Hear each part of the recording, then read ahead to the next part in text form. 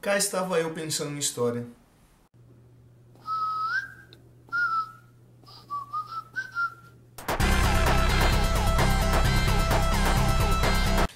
Bom, caso você estivesse numa caverna aí desde domingo e não ficou sabendo do que aconteceu no Museu Nacional no Rio de Janeiro, na noite desse domingo, dia 2 de setembro de 2018, o Museu Nacional do Rio de Janeiro, na Quinta da Boa Vista, pegou fogo. No ano passado eu estive lá, né, eu fiz um vídeo circulando pelo Rio de Janeiro e num momento do vídeo eu passei ali pelo museu e eu deixei registrado algumas imagens do que é aquele espaço.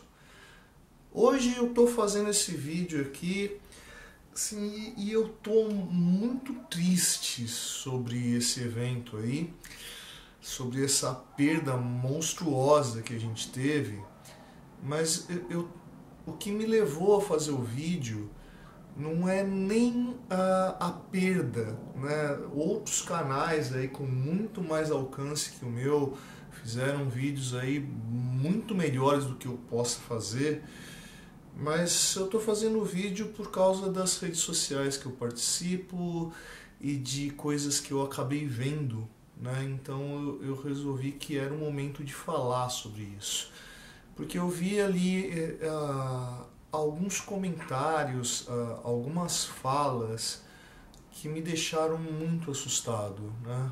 Algumas falas que iam no sentido de, bom, um gasto a menos, né?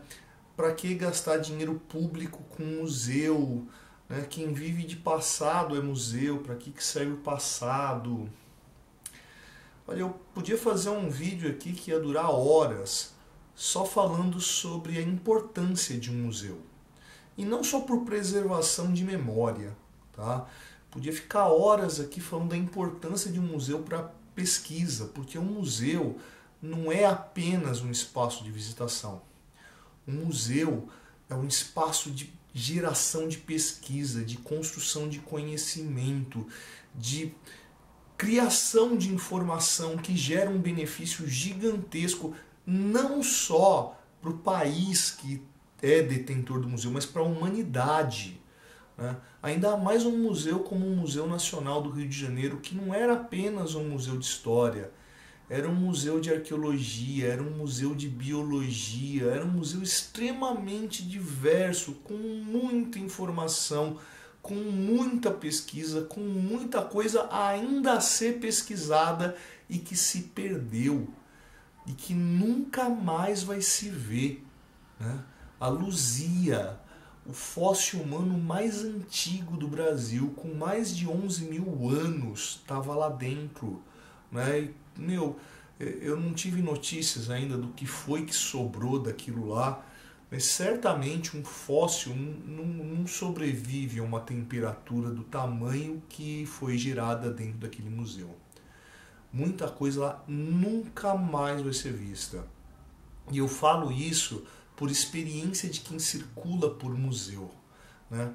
Eu vi coisas no Museu do Rio de Janeiro, no Museu Nacional da Quinta da Boa Vista, que eu não encontrei assim, nada tão bem preservado nem no Museu do Vaticano. Né? Isso é uma perda inestimável. Mas mais do que isso, o que eu queria falar hoje é sobre uma coisa importantíssima que um museu consegue gerar, que é encantamento. Cara, se não fossem os museus que eu visitei ainda na minha infância, certamente eu não seria historiador hoje. Né? Eu não teria me encantado pela pesquisa, eu não teria me encantado pelo saber do que é o ser humano.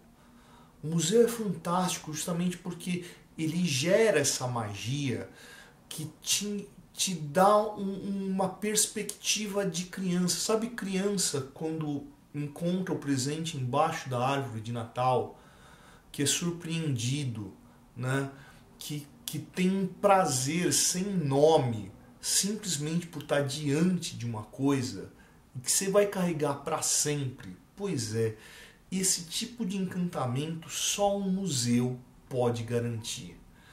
E cara, muita gente nunca mais vai ter acesso a isso que se perdeu. Muita gente não vai conseguir degustar esse prazer que eu e tantas outras pessoas tiveram a circular por dentro daquele museu. Podia parar aqui para ficar falando sobre investimento em cultura, sobre investimento governamental, que aliás, né, coisas que eu acabei descobrindo, dos registros de projeto para plano de governo dos presidenciáveis que estão se candidatando agora esse ano, só 2 planos têm alguma relação, tem algum projeto voltado à preservação de memória e manutenção de museu. Só 2. E eu nem vou falar aqui quais são, né? Se eu conseguir achar, você com certeza vai conseguir achar isso muito mais fácil do que eu. Tá? Você vai conseguir ir atrás e perceber quem é que tem um planejamento para isso. Tá? Gente, a perda disso é um negócio que não tem nome.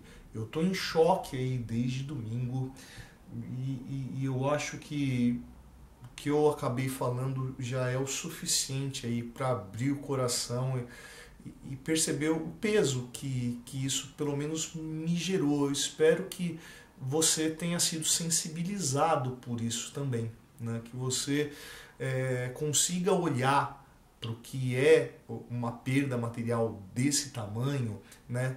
E o quanto isso significa para a gente. Nos últimos anos a gente passou por uma série de problemas aqui no Brasil.